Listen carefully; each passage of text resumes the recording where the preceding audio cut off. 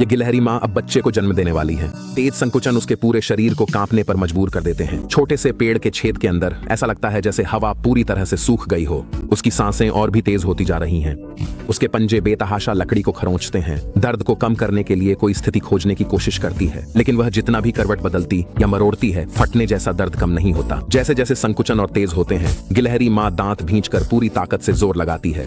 पहला बच्चा सुरक्षित रूप से जन्म लेता है। वह स्वाभाविक रूप से अपनी जीभ से झिल्ली को धीरे धीरे चाटती और फाड़ती है ताकि वह सांस ले सके। उसका नन्हा जीवन, जो केवल एक सिक्के के आकार का है, कितना नाजुक है। उसकी हर हरकत बहुत सावधानी से होती है, कहीं उसकी नाजुक त्वचा को चोट न लग जाए। इसी पल दूसरा बच्चा भी जल्दी से दुनिया में आ जाता है। वह एक पल के लिए भी खुद को ढीला नहीं छोड़ती। वह अभी सांस भी नहीं ले पाती कि तीसरा और चौथा बच्चा भी एक के बाद एक जन्म ले लेते हैं। यह प्रसव 2 घंटे से अधिक समय तक चलता है और उसकी सारी ताकत खत्म कर देता है।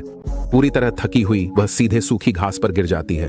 ये 4 नंगे छोटे बच्चे अभी न सुन सकते हैं और न देख सकते हैं। उनमें खुद को बचाने की कोई क्षमता नहीं है और वे पूरी तरह अपनी मां पर निर्भर हैं। लेकिन अपने बच्चों के लिए पर्याप्त दूध बनाने के लिए मां गिलहरी को तुरंत खाना खोजने के लिए बाहर जाना पड़ता है। अब उसके लिए आराम करना सबसे बड़ी विलासिता है।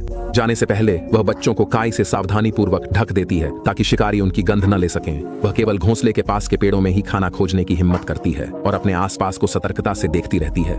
वह चिंता करती है कि कहीं उसके बच्चे, जो हल्की आवाजें निकाल सकते हैं, वह उन्हें न सुन पाए, और साथ ही उसे डर भी है कि कभी भी कोई खतरा आ सकता है। सिर्फ पास रहकर ही वह घोंसले में जल्दी लौट सकती है। जल्द ही मां गिलहरी को एक मोटा सा अखरोट दिखाई देता है। यही वह कीमती खाना है जो उसकी ताकत वापस लाने और अपने बच्चों को दूध पिलाने में मदद कर सकता है। लेकिन अखरोट किनारे से बहुत दूर है।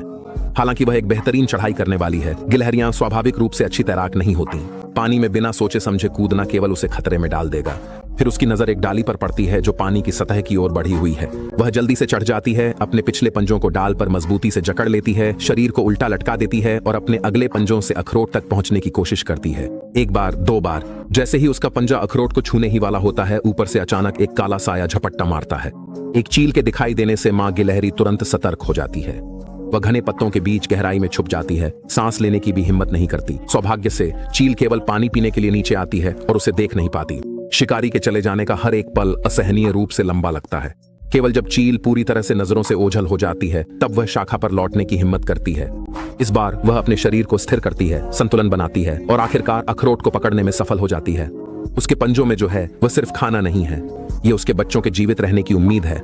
उसकी दिन प्रतिदिन की देखभाल में बच्चे धीरे धीरे अपनी नवजात कमजोरी छोड़कर मुलायम फूली हुई फर उगा लेते हैं। पहले जो पेड़ का खोखल चौड़ा था, अब वह बच्चों से भरा और चहल पहल से गुलजार हो गया है और हर दिन और भी जीवंत होता जा रहा है। छोटे बच्चों को छेद के अंदर खेलते और लुढ़कते हुए देखना, चुपचाप वे कौशल अभ्यास करते हुए जिन्हें भविष्य में जीवित रहने के लिए उन्हें चाहिए होगा। जीवन से भरे इस दृश्य को देखना शायद मां गिलहरी के लिए सबसे सुखद पल है।